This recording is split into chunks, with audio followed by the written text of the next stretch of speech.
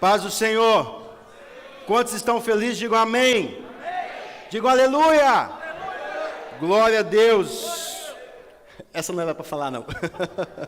Abra sua Bíblia no Evangelho, segundo escreveu o evangelista João, capítulo de número 3. Tá bom. Vai dar microfonia. Evangelho de João, capítulo de número 3. É uma alegria receber visitantes nessa noite. Uma salva de palmas para os visitantes. Glória a Deus.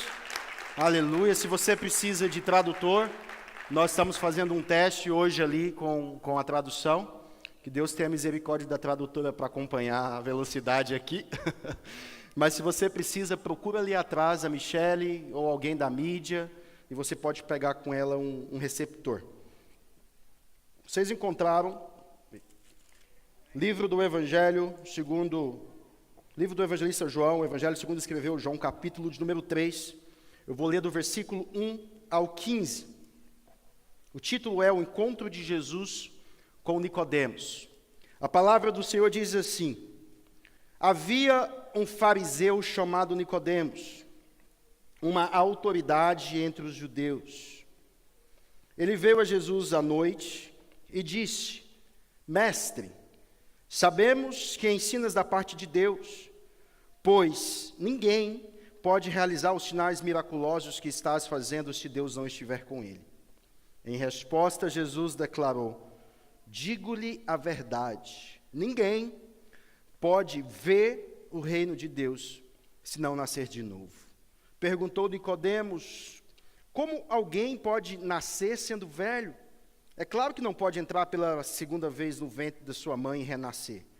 Respondeu Jesus: digo-lhes a verdade, ninguém pode entrar no reino de Deus se não nascer da água e do Espírito. O que nasce da carne é carne, mas o que nasce do Espírito é Espírito. Não se surpreenda pelo fato de eu ter dito: é necessário que vocês nasçam de novo. O vento sopra onde quer, você o escuta, mas não pode dizer de onde vem nem para onde vai. Assim acontece com todos os nascidos do Espírito. Perguntou Nicodemos: como pode ser isso? Disse Jesus: você é mestre em Israel e não entende essas coisas? Asseguro-lhe que nós falamos do que conhecemos e testemunhamos do que vimos, mas, mesmo assim, vocês não aceitam o nosso testemunho. Eu lhes falei de coisas terrenas e vocês não creram. Como crerão se lhes falar de coisas celestiais? Ninguém jamais subiu ao céu, a não ser aquele que veio do céu, o Filho do Homem.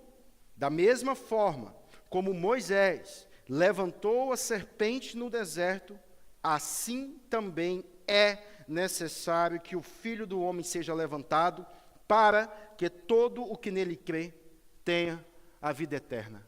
Ore comigo mais uma vez. Pai, eu quero louvar o Senhor por este texto, agradecer ao Senhor por essa oportunidade de reunir como igreja e estarmos neste momento diante da Tua palavra, que é poderosa, meu Pai, para transformar, é poderosa para trazer edificação, é poderosa para trazer consolo, é poderosa, meu Pai, para tocar no fundo da nossa alma e de fazer uma divisão em nós que nos faça compreender a Tua vontade para as nossas vidas nessa noite. Esse é o nosso pedido, Pai. Que o Senhor venha tirar toda a distração, que o Senhor venha tirar toda a perturbação, para que possamos, meu Pai, entrar com o Senhor naquilo que o Teu Espírito Santo quer ministrar nas nossas vidas nessa noite. No nome de Jesus nós te pedimos, Pai.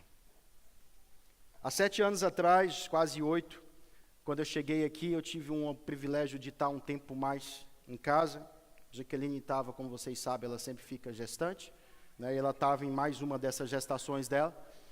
E eram os últimos meses de gestação e eu estava mais em casa e eu tive um intensivo com a minha filha, a Ana Luísa, na época tinha 3, fazendo 4 anos, de personagens bíblicos, ensinando a ela os personagens e as histórias. E já se tinham passado meses, ela com muito custo conseguia falar 3 ou 4. Depois desse tempo de intensivo, a gente recebeu uma visita de uma abençoada que levou uma revista, né, era uma cartilha bem grossa, colorida, com todas as princesas da Disney e a história de cada uma delas. Ela sentou uma vez, eu li as histórias para ela uma vez, e no final daquela conversa ela sabia falar o nome de todas as princesas. O tempo foi passando, e até hoje, acompanhando essa evolução deles, eu percebo o quanto que a gente aprende. Por exemplo, quando a gente está na mesa e está no último pedaço de bolo, não importa o quanto que eles já tenham comido, porque lá em casa a gente dá muito bolo, muita farinha, muita coisa que incha a barriga, né, para aguentar no final do mês a despesa. Então, quando chega no último pedaço, não importa o quanto que os dois mais velhos já comeram, a pequenininha está acompanhando, e na hora que vai repartir o último, se eu não repartir em 3 pedaços iguais, se são 3, ou em 2, se são 2, é briga em cima da mesa. Às vezes eles recebem uma visita, tem aquele brinquedo que está assim de lado, que eles mal interessam mais em brincar com aquele brinquedo, e é só chegar uma criança nova em casa, e aquele brinquedo que estava empoeirado, guardado, lá no basement, né? Vocês sabem como que é basement de casa de quem tem muitas crianças. Eles nem lembravam que tinha aquele brinquedo, e de repente, quando recebem uma visita de uma outra criança, que se interessa por aquele brinquedo que antes era esquecido, de uma forma instantânea, o milagre acontece, e aquele brinquedo se torna o mais amado. Terceira Guerra Mundial, quando isso acontece. Por que eu estou dizendo essas coisas? Por que essas coisas acontecem nas nossas crianças, nos nossos filhos, tão pequenos, tão inocentes, mas tão tendenciosos ao orgulho, ao egoísmo, à briga, ou a qualquer tipo de coisas ruins que não são aquilo que nós entendemos da palavra de Deus? A resposta para esse problema é que todos nós nascemos com o espírito morto. Não importa se os nossos filhos foram apresentados ao Senhor, não importa se eles sempre frequentaram a igreja, não importa de quem eles sejam filhos, todos nós, crianças, jovens, adolescentes, adultos, nascemos neste mundo com esse espírito morto. E é esse espírito morto que nos faz sermos tendenciosos a praticarmos, a agirmos e atendermos para aquilo que é mal. A palavra do Senhor em Romanos 6:23 diz que o salário do pecado é a morte. E a morte na Bíblia não significa apenas o fechar de olhos e após isso o céu ou o inferno. A morte na Bíblia traz um conceito de separação entre Deus e nós. Então o texto fala que todos, ou melhor dizendo, que o salário do pecado, a consequência do pecado é essa morte, é essa separação, é esse espírito que não tem conexão com Deus. Em Romanos 3:23 fala que todos pecaram e destituídos estão da glória de Deus. Segundo a palavra de Deus, usando como base para poder explicar o porquê que isso acontece na nossa vida, o texto está dizendo que o pecado não é necessariamente quando você infringe uma lei de Deus. O pecado não é necessariamente quando você não faz aquilo que a Bíblia manda você fazer, ou quando você faz aquilo que ela manda você fazer. Segundo a palavra de Deus, o pecado é um estado, é uma condição, é um meio pelo qual todo ser humano nasce neste mundo. Quando foi que esse problema começou?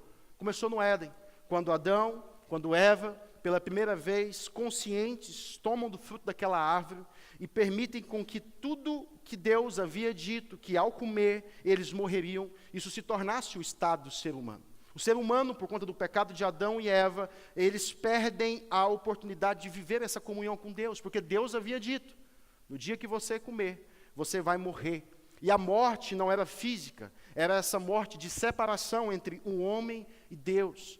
Foi aquela morte que impediu que Deus viesse ao fim do dia e tivesse comunhão plena com eles, daquele momento em diante. Isso não seria mais possível. E se uma matriz estava morta, se sua essência, se no sangue, nas veias da alma da humanidade, estava correndo da matriz essa morte, era impossível que as gerações que viessem, as descendências que viessem daquela matriz, Adão e Eva, fosse diferente. Então, por conta desse pecado, todos que nascem neste mundo, nascem mortos espiritualmente. É uma condição que herdamos. E a prática de um pecado é só o reflexo, é só o resultado do estado com que todo ser humano nasce.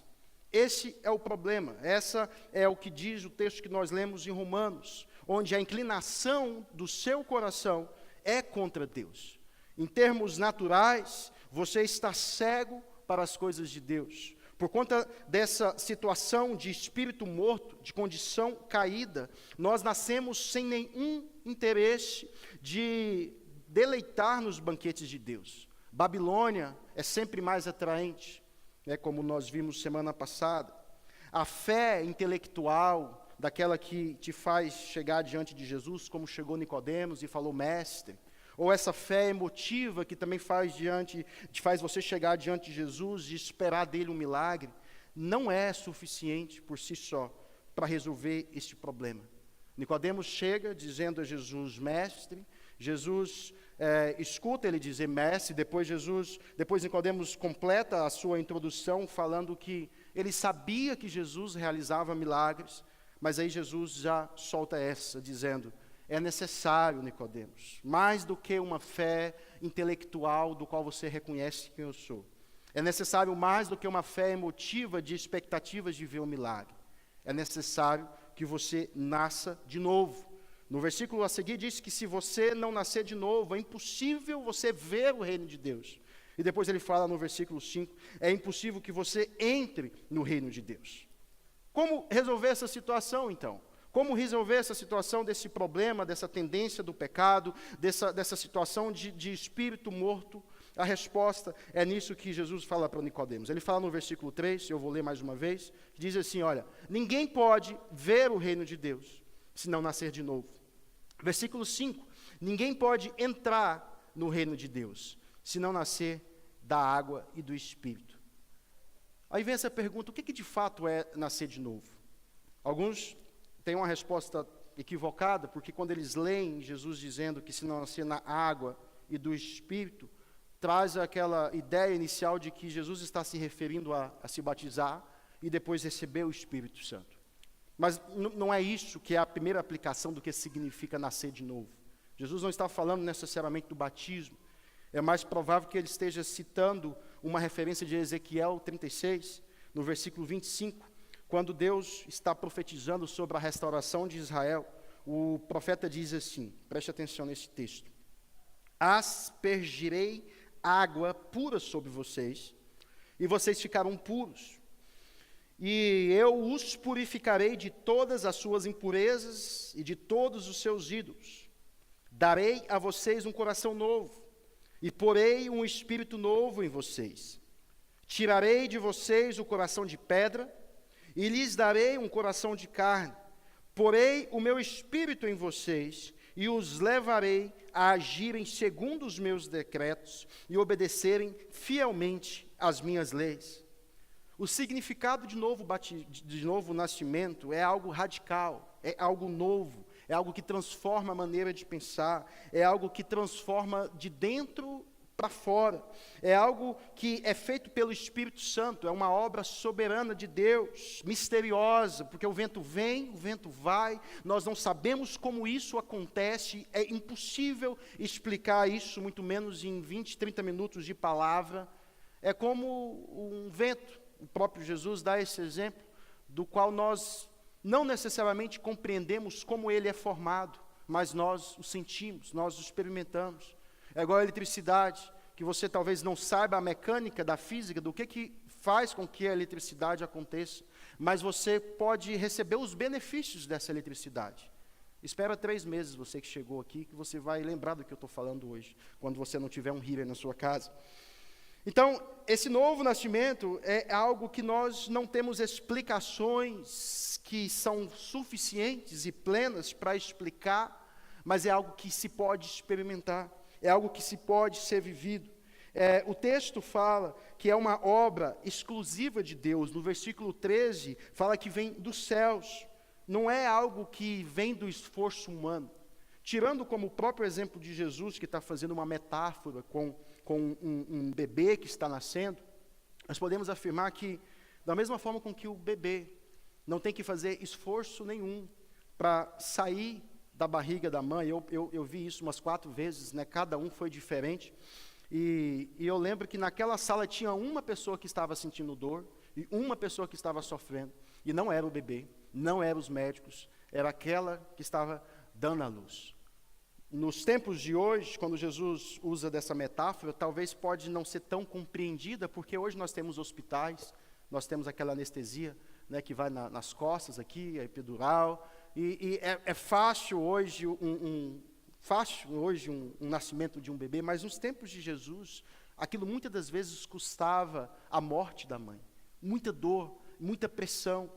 E é o que Jesus está falando, que este novo nascimento, que essa obra misteriosa, é essa nova maneira de pensar, essa obra soberana de Deus misteriosa, acontece na vida de pessoas sem necessariamente o esforço da pessoa que o está recebendo. É algo que está sendo gerado pelo Espírito, é algo que foi decidido na eternidade, é algo que acontece e que a nós que estamos nascendo de novos não cabe um esforço próprio para o merecer, porque é uma obra de Deus. Então, esse é o significado do novo nascimento, é o regenerar do Espírito de Deus no nosso espírito que estava morto por conta do pecado. Não é um update no sistema. Deixa eu falar uma linguagem mais para jovens, não é um mero update no sistema, é uma mudança, é uma instalação de um novo sistema operacional, não é uma melhora, é uma transformação completa, não é a reforma de uma casa, é quando aquela casa está sendo destruída e reconstruída desde a base, desde o alicerce, não é uma simples melhoria de um procedimento estético.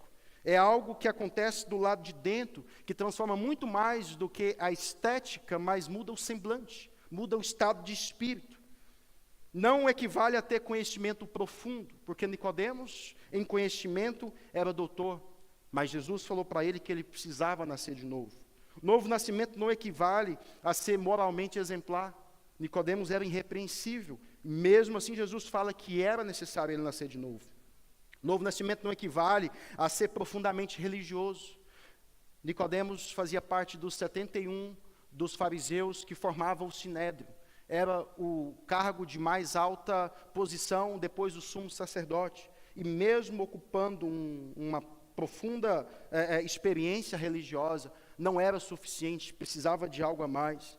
O novo nascimento também não equivale a você servir, ocupar um cargo na igreja, como Nicodemos também ocupava. Não equivale a ter informações, até mesmo certas sobre Jesus, porque Nicodemos o chama Jesus de mestre, Nicodemos reconhece os milagres de Jesus, mas nascer de novo ainda era necessário. Existe algo a mais. Crer, chegar diante de Deus, saber quem Ele é, abraçar uma teologia ortodoxa, cantar músicas, vestir uma camiseta, falar como falam os que são da igreja, não é suficiente para você ver, para você entrar no reino de Deus. Nada disso resolve. O que resolve, então? Como que isso acontece? Qual que é a condição para que uma pessoa nasça de novo e possa, então, desfrutar dessa transformação do lado de dentro, desse abrir dos olhos espirituais, onde o espírito que estava morto passa a ser vivo, onde aquele rádio que estava sem sintonia e pegava só um chiado assim, de um mundo espiritual, agora começa a ter uma sintonia clara e perfeita de sintonia e comunhão com Deus. Qual que é a condição para isso? Quem que recebe isso? A resposta está no versículo 14. Se você puder, leia comigo o que diz a palavra do Senhor. É um texto complicado, mas eu vou tentar explicar de uma maneira bem simples para você. O texto diz assim: da mesma forma como Moisés levantou a serpente no deserto, assim também é necessário que o Filho do Homem seja levantado, para que todo o que nele crê tenha vida eterna. Depois que Jesus explica para Nicodemos com uma linguagem do reino sobre o novo nascimento, e Nicodemos não entende, Jesus agora vai buscar uma linguagem que era muito comum e conhecida de Nicodemos, uma linguagem que se arremetia às histórias do povo de Deus no Velho Testamento. Jesus está usando aqui Números 21, onde na situação o povo se rebela contra Deus, e ao se rebelar contra Deus, Deus manda o juízo. A rebelião foi muito dura e o juízo foi maior ainda. Deus mandou serpentes venenosas que picava o povo dele no deserto. Muitos começaram a morrer, então eles começaram a clamar.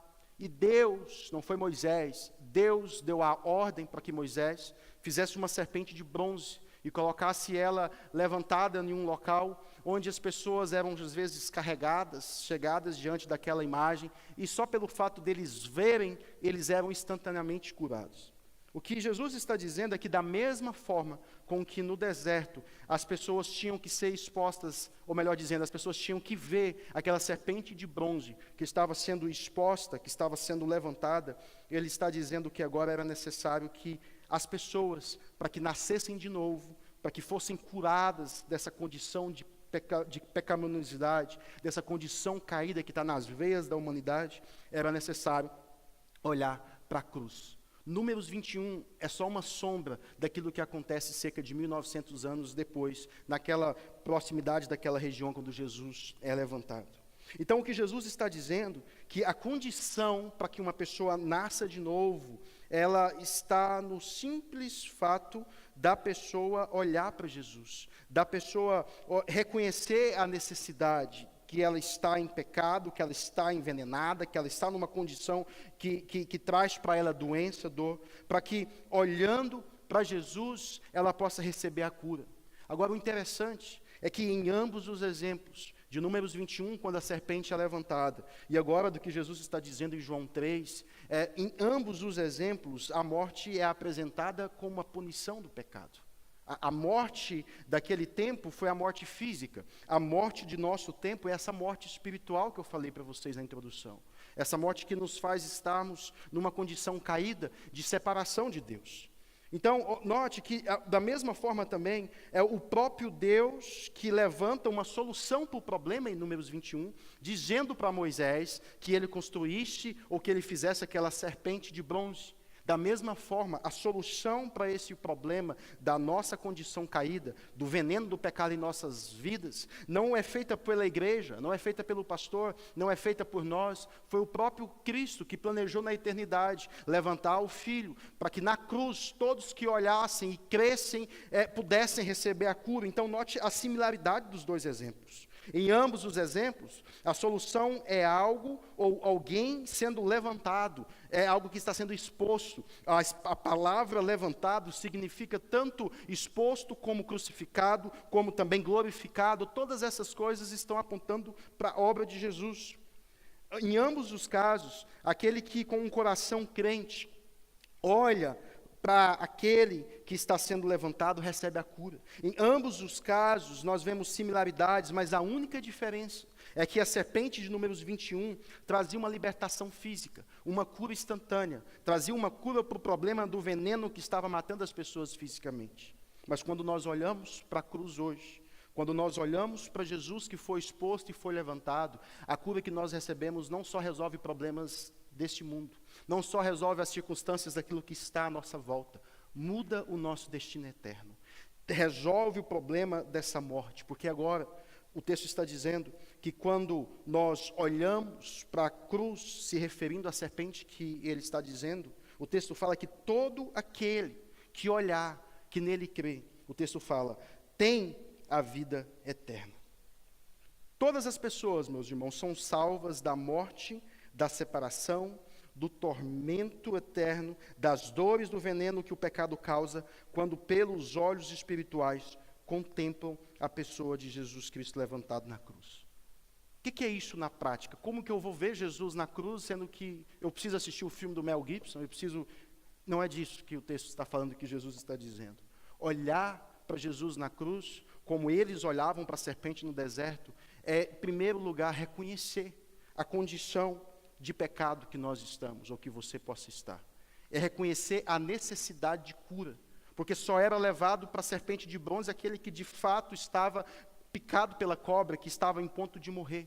Então, olhar para a cruz é, em primeiro lugar, reconhecer a necessidade de que você não precisa vir para Jesus esperando uma melhoria, que não faz sentido você vir para a igreja buscando novos relacionamentos que vão te ajudar a se sentir pertencendo a algum lugar. Todas essas coisas são boas, mas a razão principal é você, muito mais do que esperar uma melhoria, estabelecer novos relacionamentos, é você olhar para a cruz como o reconhecimento de que é tudo que você precisa para poder mudar o seu destino eterno. É tudo que você precisa para mudar essa condição caída que todos nós nascemos. Então, o primeiro passo, olhar para a cruz, olhar para Jesus, significa reconhecer os seus pecados. Segundo, é preciso recebê-lo, não como um mestre apenas, não como um curandeiro, não como alguém que faz coisas para você, no sentido material, físico ou até mesmo emocional. É olhar e recebê-lo como Senhor. É olhar e recebê-lo como Salvador.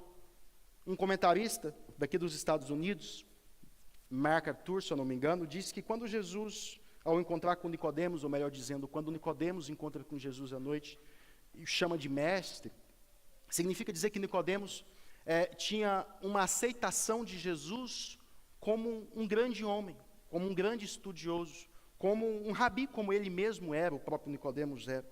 Mas ele não reconheceu, pelo menos naquele momento, Jesus como o Senhor, como o Deus encarnado, como aquele que veio no mundo, embora não tenha nascido no ventre de uma mulher, mas que não foi criado por Deus, mas é Deus como o próprio Deus. Ele é o verbo que antes de todas as coisas serem criadas, ele estava na criação, por meio dele todas as coisas foram criadas. Então, quando nós queremos resolver essa situação, desse problema, dessa condição caída, nós precisamos receber Jesus muito mais do que como alguém que resolve o problema imediato da nossa necessidade, da nossa circunstância, mas como o Senhor. E quando Jesus Cristo entra como o Senhor, o ego, o orgulho, as suas decisões, elas vão para segundo plano. Elas vão para um segundo plano, porque agora, como Senhor, quem muda e quem direciona a sua vida é o próprio Cristo. É preciso crer que Jesus também, em primeiro e último passo, levou sobre si os seus pecados na cruz. Não tem nada, não existe nenhuma obra, não existe nenhuma caridade, não existe nenhum dízimo, nenhum serviço, nada que você possa imaginar que seja bom, que você possa fazer, que te dá a condição, o direito de receber essa salvação e de nascer de novo. Porque o texto está dizendo no versículo 15, para que todo o que nele crê tenha a vida eterna. A obra que foi paga, a obra que nos deu condição, o preço foi aquilo que Jesus Cristo fez na cruz. A nós cabe apenas olhar e crer que ela foi suficiente e que ela é suficiente para nos lavar de uma vez por todas de todo o pecado. Então, quem que pode, ou melhor dizendo, quais são os resultados dessa obra? E aqui eu vou começar a terminar. Quais são os resultados de um novo nascimento? Bom, duas coisas acontecem, e eu quero pegar o exemplo da própria metáfora de Jesus sobre um bebê nascendo, ou sobre um nascimento de um bebê. Primeira coisa, dentre outras, que acontece quando o bebê nasce, né, quantos de vocês estão tendo assim, essa expectativa por esse momento?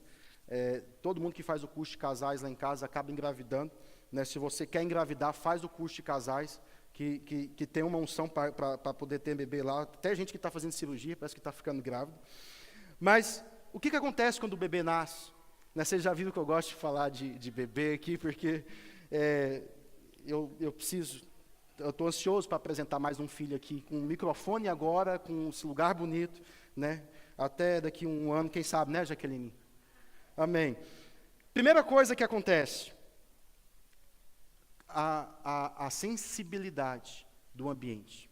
Como assim? Quando o bebê está dentro da barriga, né, dizem que eles têm até a condição de ouvir, mas não ouve claramente. Ver é impossível. A criança, quando está dentro da barriga da mãe, ela se sente parte do próprio corpo da mãe. A conexão delas faz com que o bebê não tenha ainda a consciência do ambiente onde ela está. Mas quando ela sai, que ela respira pela primeira vez, né, que ela abre os olhos quando o bebê já nasce com o olho aberto, ela já tem como resultado de nascer a sensibilidade do ambiente que ela está. Ela tem como resultado disso a percepção do ambiente. E assim todas as criaturas que vêm a esse mundo, não importa quão pequena seja, elas têm por senso de existir a sensibilidade do ambiente que ela está.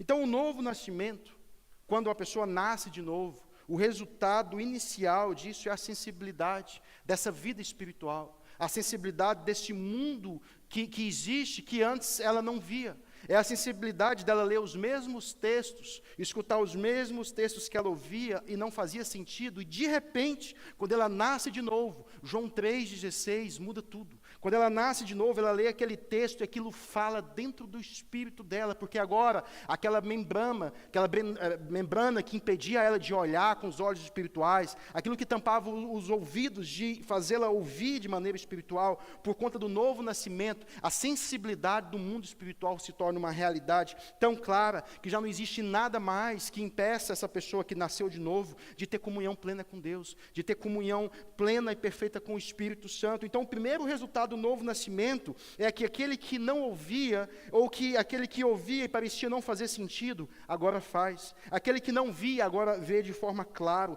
O novo nascimento traz essa sensibilidade espiritual.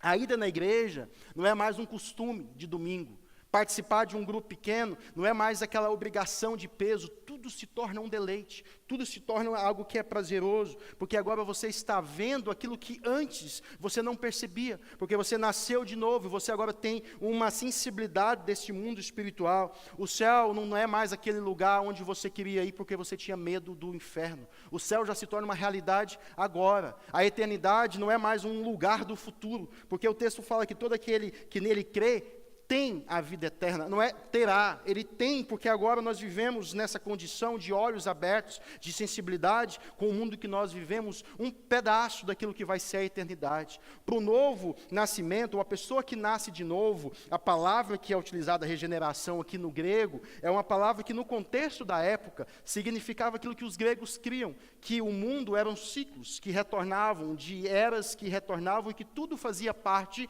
de algo que se repetia. Jesus utiliza o mesmo termo grego para falar sobre a regeneração, mas quando ele fala em João 3, e depois ele explica isso melhor lá em João 16, se refere à consumação dos séculos e à regeneração de todas as coisas que vai se dar em uma única vez quando Jesus Cristo voltar. Em outras palavras, Jesus está dizendo que aquilo que os filósofos gregos falavam, pregavam, de que tudo se repete e que tudo vai ser regenerado de ciclos e ciclos, é uma mentira, que a regeneração ela é única. Novos céus e novas terras, ou novos céus e nova terra, será um acontecimento único de uma regeneração perfeita que se dará quando Jesus Cristo voltar. Porém, quando ele usa essa palavra em João 3,16, o que Jesus está dizendo é que aquilo que vai acontecer no futuro se torna uma realidade hoje para aqueles que recebem Jesus e nascem de novo. Quantos estão entendendo?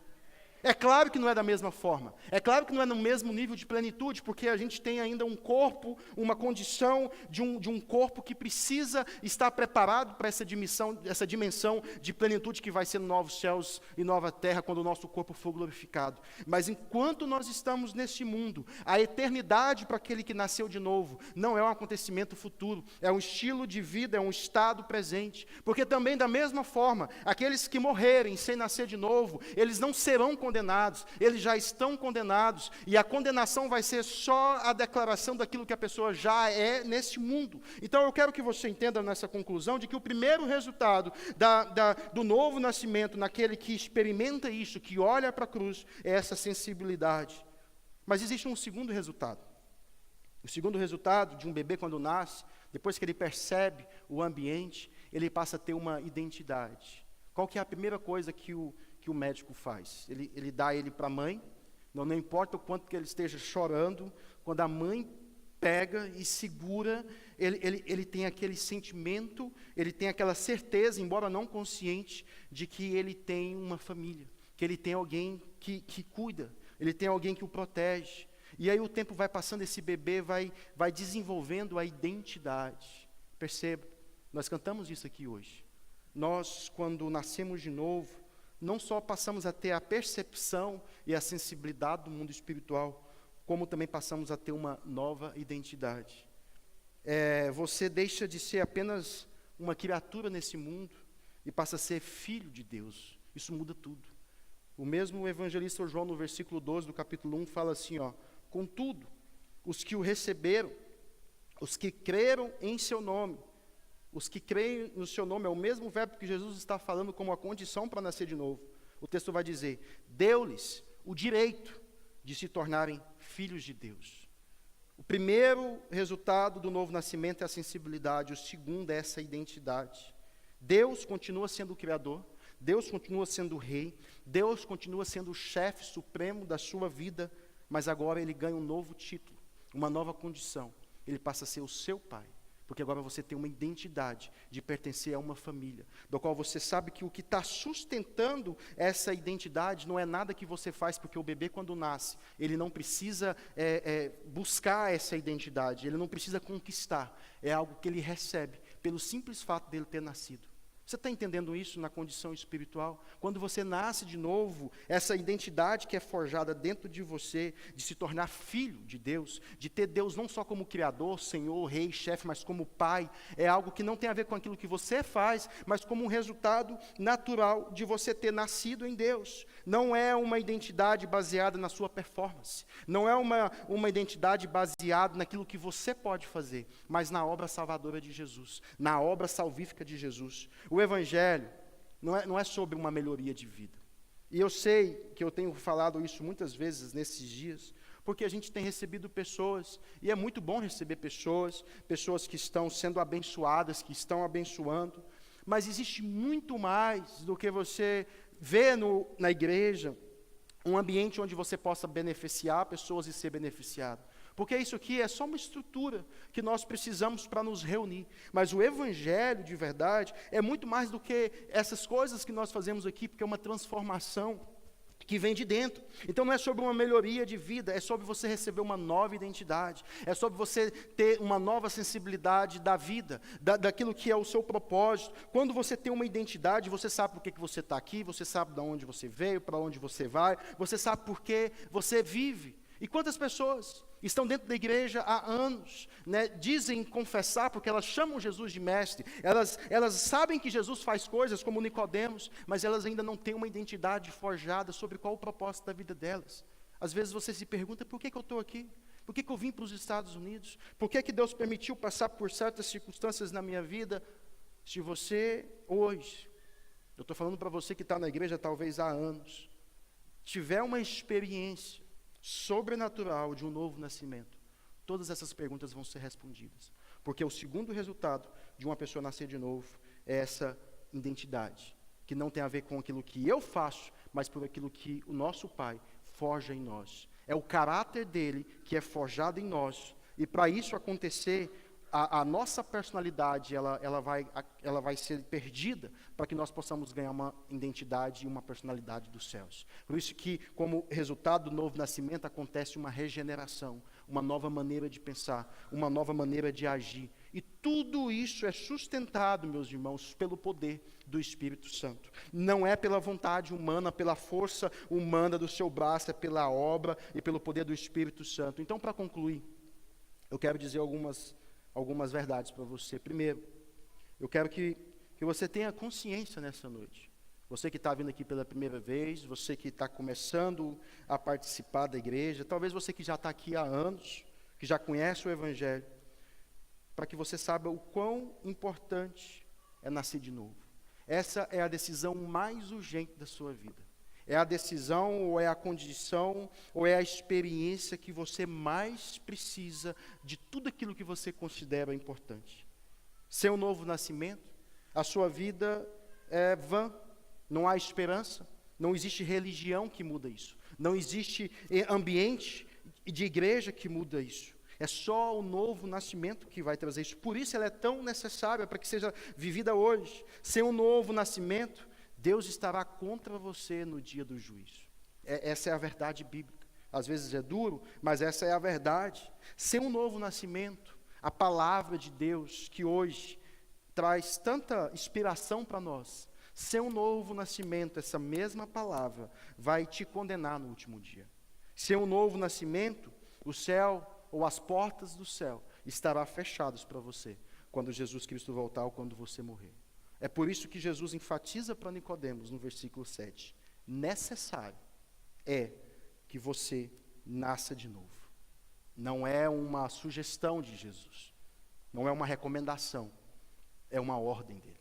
É uma ordem que ele está dizendo que ele não só quer que ele experimenta, como ele também está dizendo que tudo o que precisa ser feito para que isso aconteça foi aquilo que ele fez na cruz. Coloque-se de pé nessa noite.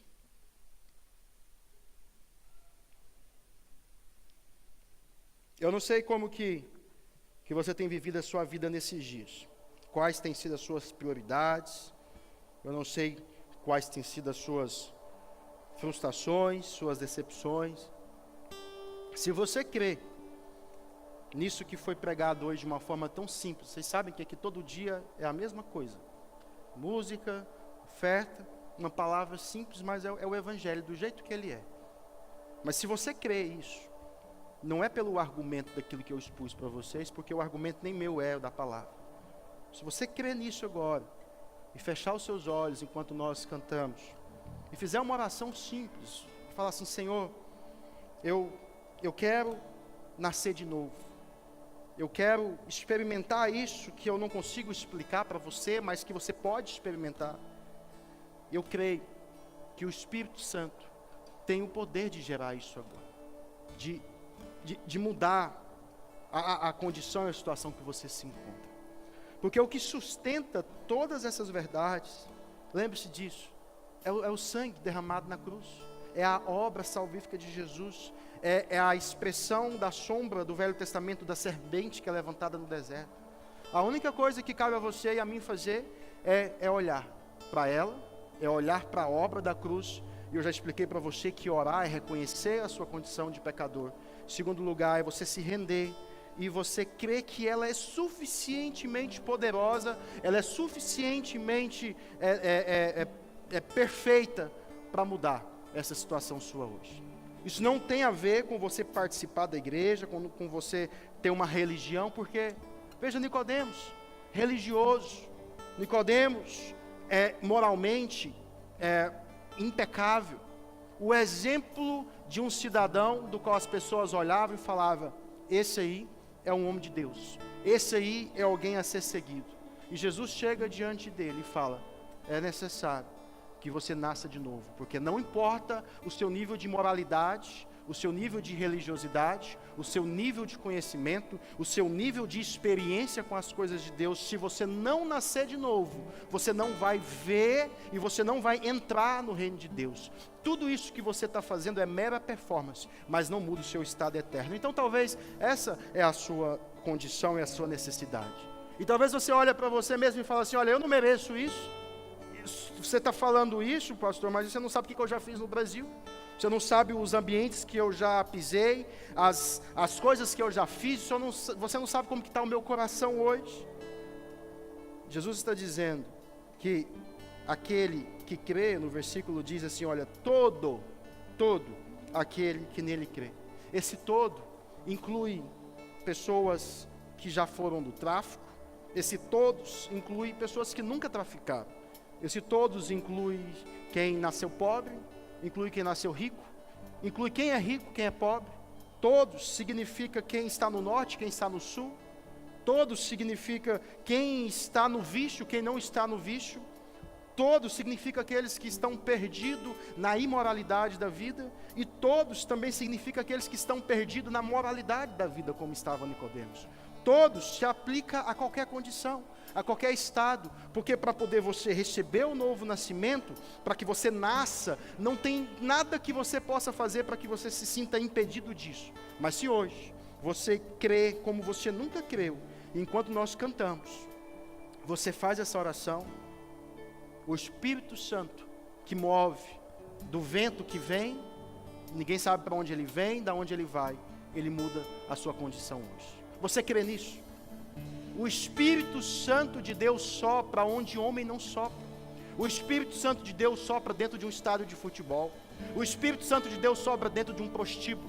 O Espírito Santo de Deus sopra dentro dos ambientes mais adversos e mais diferentes e mais distantes de Deus.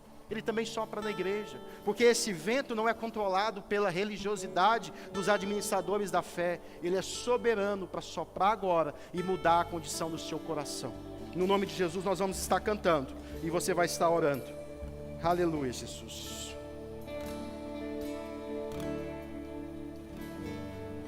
Abre os meus ouvidos, eu quero ouvir.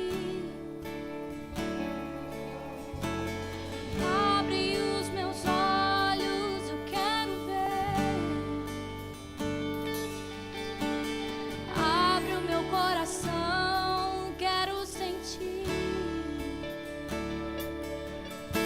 teu grande amor.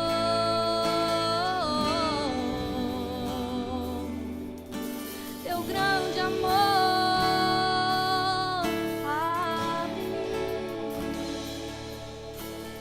Abre os meus ouvidos, eu quero ouvir. Abre os meus olhos, eu quero ver.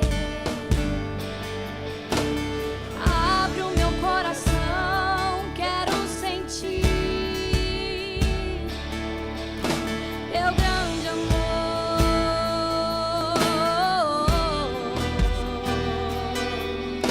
Teu grande amor. Eu quero me apaixonar outra vez. Quero me desesperar outra vez. Eu quero perder o sono outra vez, queimando de amor por ti. Eu quero me apaixonar outra vez. Eu quero me desesperar outra vez.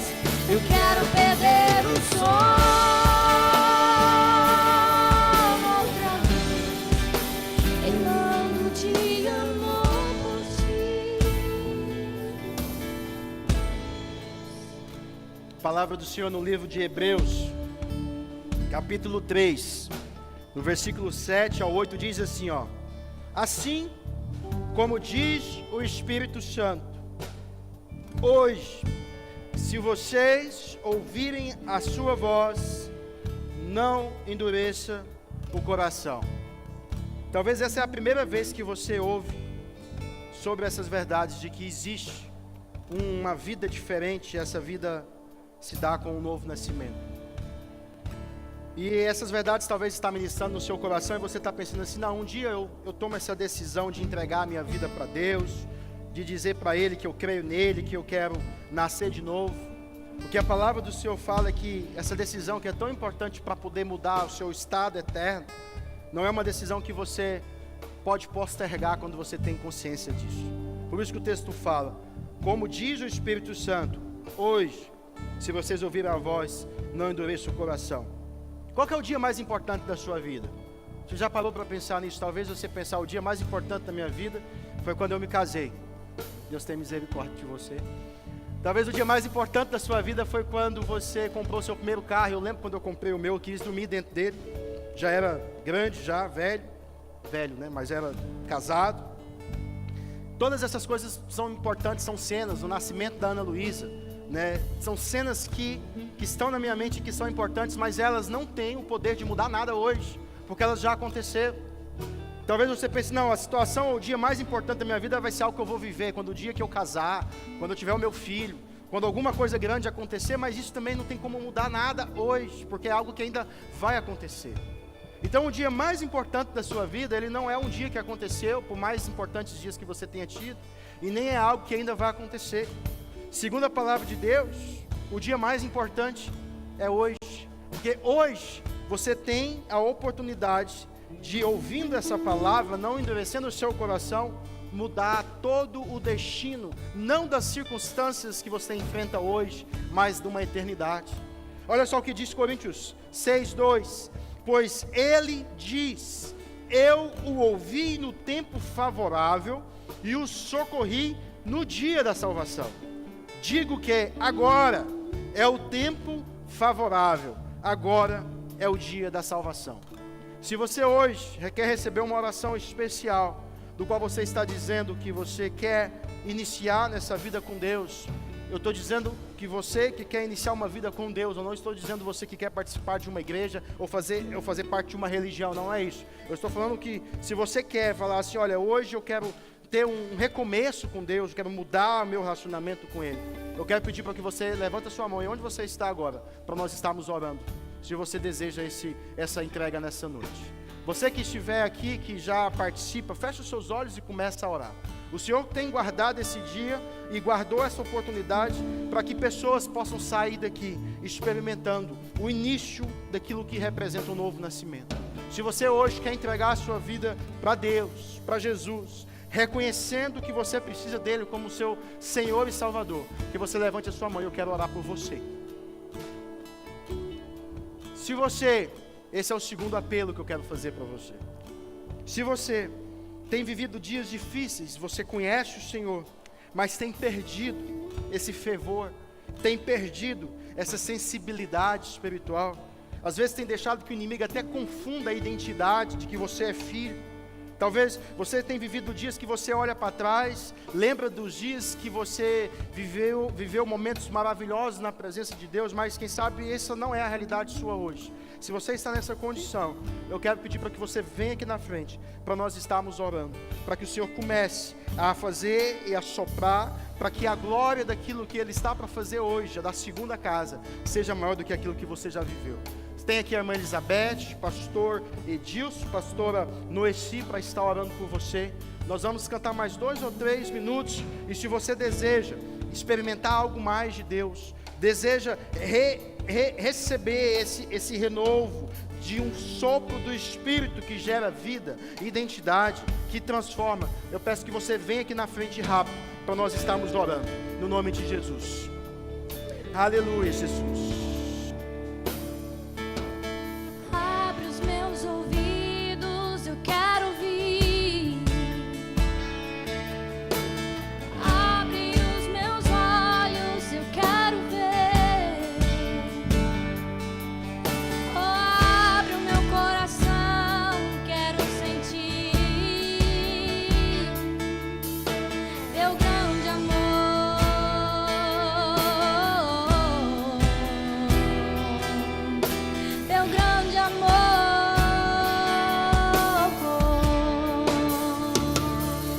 Ore comigo, Pai, nós nessa hora trazemos ao Senhor, meu Pai, a nossa mente, o nosso coração, porque somos dependentes de Ti, carentes da Tua graça.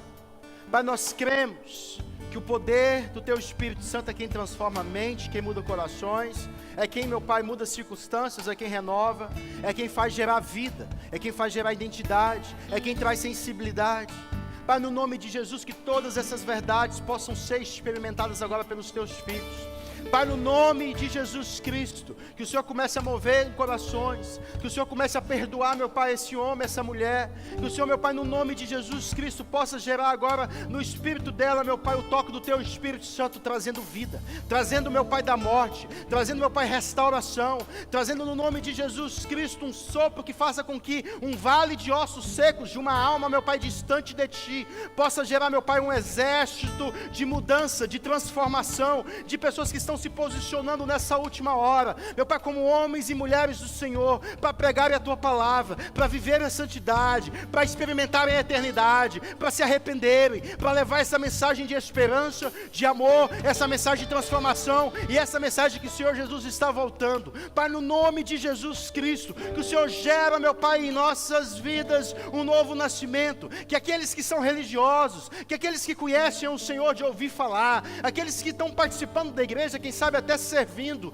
mas ainda não experimentaram, meu Pai, essa transformação, que o Senhor comece a mover agora, no nome de Jesus Cristo, que o Senhor comece a trazer consciência, que o Senhor comece a trazer, meu Pai, no nome de Jesus, uma transformação, uma regeneração, no nome de Jesus, levantamos neste local, meu Pai, nessa cidade, nessa região, meu Pai, um local de adoração ao Senhor, e o Senhor, meu Pai, é adorado em espírito, em verdade. O Senhor não é adorado com espírito mortos, o Senhor não é adorado apenas com bocas que cantam e leem uma canção. O Senhor, meu Pai, é adorado quando o Espírito do Senhor gera vida em espíritos que estão mortos. Por isso nós oramos e pedimos: ressuscita, meu Pai, ressuscita o vale de ossos secos, transforma, meu Pai, o coração dessas pessoas, para que elas possam viver o sobrenatural do Senhor, para que elas possam, meu Pai, não dar apenas horas, que não venham dar apenas, meu Pai, dias, mas a vida ao Senhor. Que o Senhor seja o Senhor e Salvador, para que no nome de Jesus o Senhor nos queime com uma chama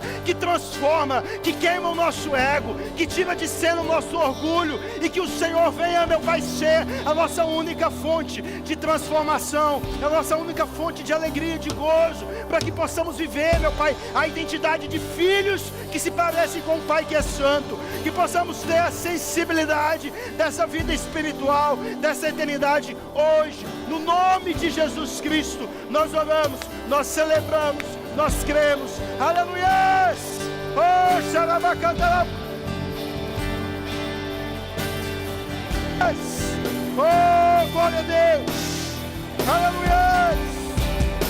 Aleluia, Jesus, aleluia, Jesus, aleluia, glória a Deus. Você sabe que hoje o céu está em festa, né? Quantos sabem? Se possível, liga as luzes. Nós vamos para o momento mais especial, ou um dos momentos mais especiais desse culto. Você pode se assentar por um momento. Por favor, liguem as luzes para ajudar as crianças a sentarem. Hoje nós vamos realizar aqui uma das únicas duas cerimônias que o Senhor nos ordenou. O Senhor Jesus nos ordenou que batizássemos e que participáramos da Santa Ceia. E hoje nós vamos ter este momento tão especial. É um momento de festa, é um momento de celebração. Os céus se alegram por momentos como esse. E eu quero ler um texto que se encontra em Mateus, capítulo de número 28. É conhecido como o texto da grande comissão. Mateus, capítulo de número 28, no versículo 16, ou melhor dizendo, no versículo 19, diz assim: portanto, vão e façam discípulos de todas as nações, batizando-os em nome do Pai, do Filho e do Espírito Santo. Não só batizando, porque não tem a ver só com uma cerimônia, tem a ver com uma continuidade de um discipulado. Por isso ele diz no versículo 20: e ensinando-os a obedecer a tudo o que eu lhes ordenei. E eu estarei sempre com vocês até o fim dos tempos. Amém? Hoje é o momento que nós vamos estar realizando esse batismo. Nós temos aí algumas pessoas que vão estar batizando. Eu já quero pedir para que essas pessoas possam estar indo ali, para aquele lado direito, ali em cima. Eu quero conversar com vocês rapidinho, orar com vocês, e depois nós vamos estar vindo um a um, e nós vamos estar batizando. É noite de festa, meus irmãos. Você pode aplaudir, você pode glorificar, você pode até gritar quando você vê alguém sendo batizado aqui, se é para Jesus. Amém? Quantos estão felizes pela celebração desse dia? Glória a Deus. Fica feliz, nem que seja intencional aí, né, para vibrar um pouco, porque essa é uma noite especial. Então, eles vão estar aqui continuando o louvor, e nós já vamos estar descendo, né? Se você quiser tirar sua foto, quer tirar fazer seu vídeo, fica à vontade. E eu vou estar indo agora me direcionando ali com o Frank. Eu acho que o Frank já está lá. E se for possível, meus irmãos, enquanto nós estamos neste momento, não perca o seu foco, não vá para celular, para Facebook, Instagram. O culto não acabou, amém? Isso aqui está parecendo um cinema, é verdade. Talvez você veio pela primeira vez, pensou, nossa, que igreja diferente. O ambiente espiritual não tem a ver com as paredes ou com a estrutura, com o layout, tem a ver com o nosso coração em adoração ao Senhor. Então, o culto não acabou. Nós vamos ter esse momento agora de batismo, de transição. Você fica livre, no nome de Jesus.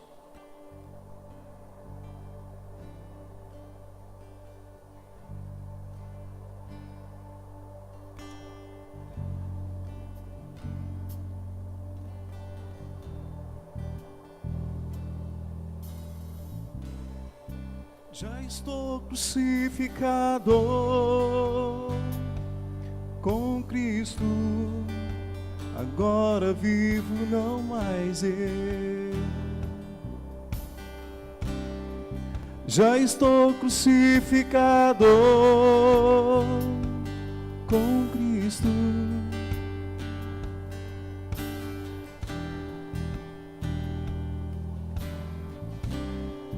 Já estou crucificado.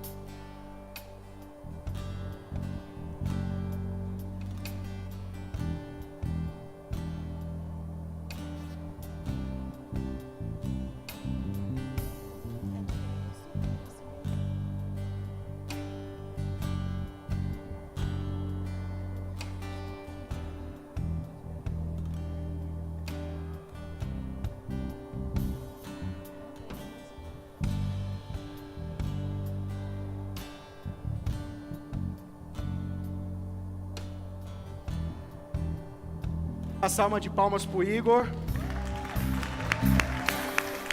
Pode entrar aí, o relógio pode molhar.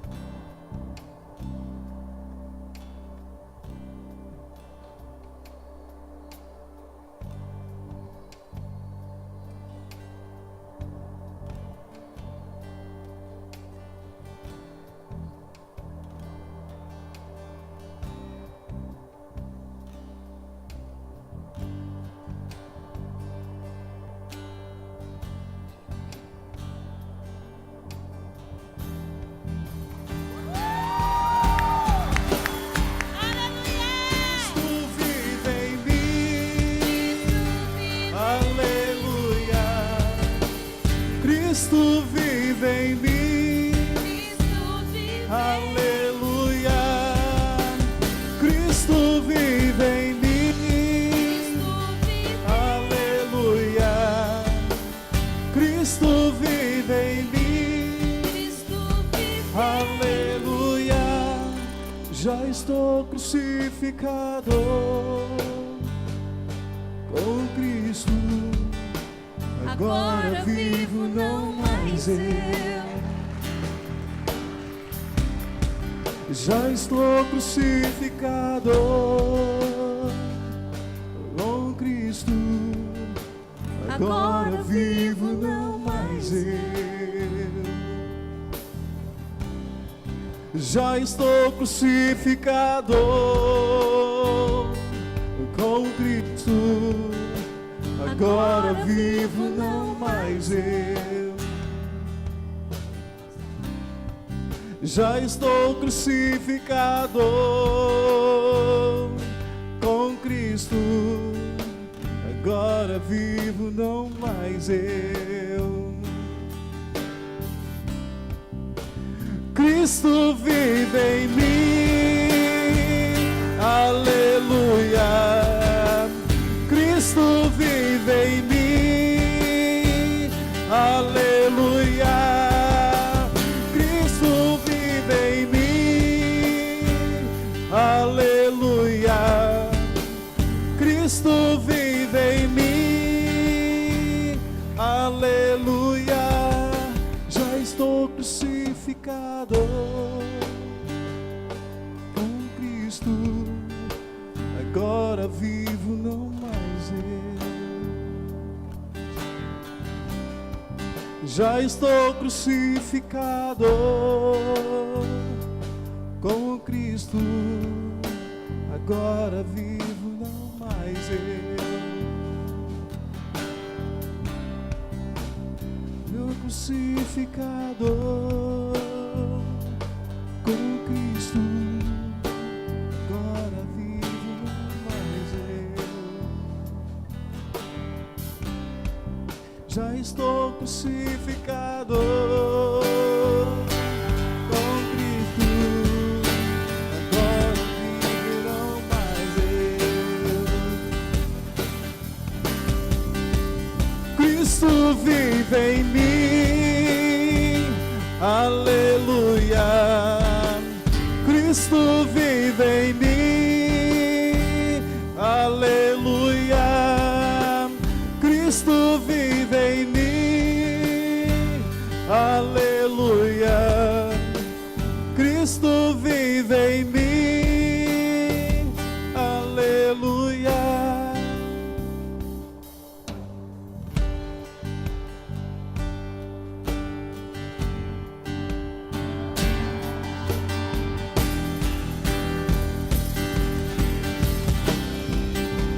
Cristo vive em mim, aleluia. Cristo vive em mim, aleluia. Cristo vive em mim. Amém, irmãos?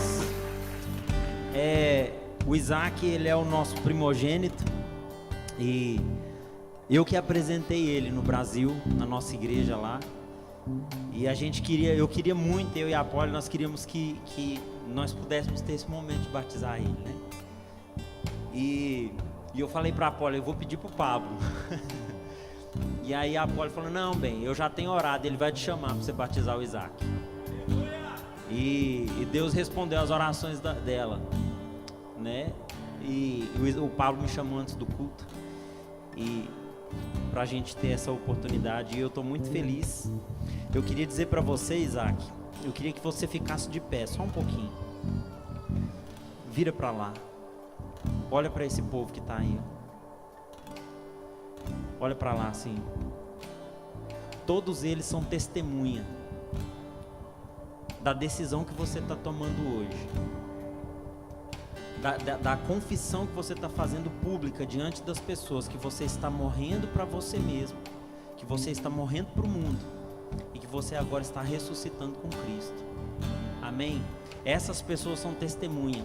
E agora, a partir de hoje em diante, a sua vida tem que testemunhar essa sua decisão. Aonde você for, na escola, quando você chegar na hora do trabalho, você tem que testemunhar a sua decisão. Essa decisão que você está tomando hoje. Amém? Amém.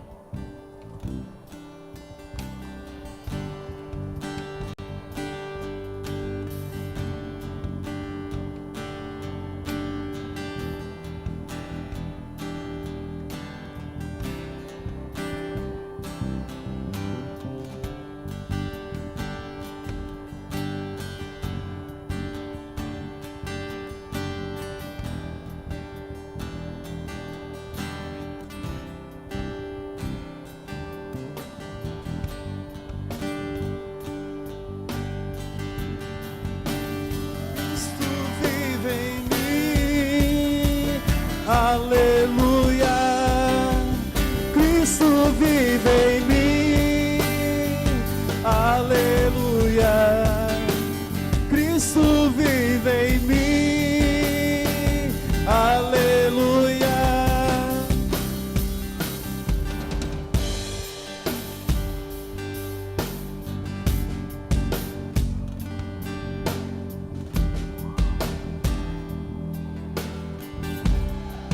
Já estou crucificado com Cristo, agora vivo não mais eu. Já estou crucificado com Cristo, agora vivo não mais eu. Já estou crucificado com Cristo, agora vivo não mais eu. Já estou crucificado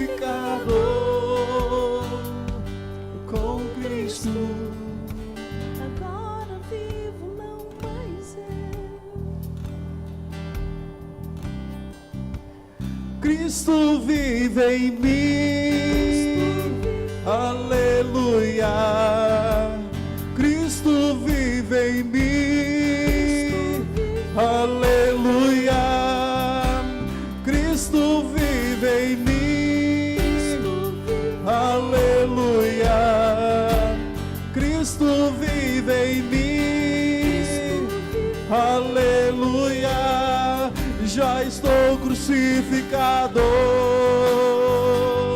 com Cristo, agora vivo, não mais eu. Já estou crucificado com Cristo, agora vivo, não mais eu. Já estou crucificado com Cristo, agora vivo, não mais eu. Já estou crucificado com Cristo, agora vivo, não mais eu. Cristo vive em mim, aleluia. Cristo vive em mim, aleluia. Cristo vive em mim. Amém. Não dá choque não, glória a Deus. Coloque-se de pé. Louvado seja Deus, é uma alegria muito grande. Num momento tão especial como esse, né? Agora eu estou vendo aqui o pastor Paulo. Eu não tinha te visto antes, eu pensei que, né, se eu tivesse te visto, poderia ter vindo aqui para batizar o João junto, né? Cadê a família do João? Glória a Deus, a esposa do pastor Paulo. É uma alegria muito grande ter vocês aqui, né? Que Deus continue abençoando. Eu acho que aquele café fica para amanhã, então, né? Já está marcado aqui de cima para não ter como, né, cancelar. Você que veio hoje pela primeira vez, procure alguma dessas pessoas que estão vestidas com a camiseta da igreja para você saber sobre um grupo pequeno, para você dar o seu nome, para você participar de um desses grupos que acontece durante a semana. Você é convidado para voltar no próximo domingo. Temos Bíblias ali atrás. Se você quiser levar uma Bíblia bonita para casa, você que não tem Bíblia, você pode pegar, não tem que pagar nada. Amém? Vamos orar? Pai, nós queremos te agradecer por essa noite tão especial, pela festa que hoje o Senhor nos proporciona, e que nós, meu Pai, aqui só temos uma pequena expressão daquilo que está acontecendo no céu. Pai, nós te louvamos por cada vida que decidiu nessa hora, nessa noite, entregar ao Senhor, confessando publicamente como Senhor e Salvador. Meu Pai, eu quero agradecer ao Senhor e já pedir para que o Senhor venha confirmar e continuar operando na vida de cada um desses que decidiram, para que o Teu Espírito Santo possa se fazer presente em todo momento da vida deles, para que no nome de Jesus Cristo, o Senhor venha, meu Pai, forjá-los de autoridade, de convicção, de entendimento, para que eles possam dar frutos, meu Pai, que sejam para a glória do Teu nome. No nome de Jesus, abençoa cada um, que o Senhor traga uma semana próspera, que o Senhor venha abençoar os Teus filhos no trabalho, trazer livramentos, meu Pai, que o Senhor venha visitar, meu Pai, os familiares no Brasil, pessoas que estão chegando agora. Pai, no nome de Jesus, que o Senhor venha estar nos protegendo. Nós oramos no nome de Jesus, que o amor de Deus, nosso Pai, a comunhão e a consolação do Espírito Santo e a graça do Senhor Jesus sejam com todos, no nome de Jesus, que todos digam amém. Glória a Deus. Aleluia, Cristo vive em mim, aleluia, Cristo vive em mim, aleluia.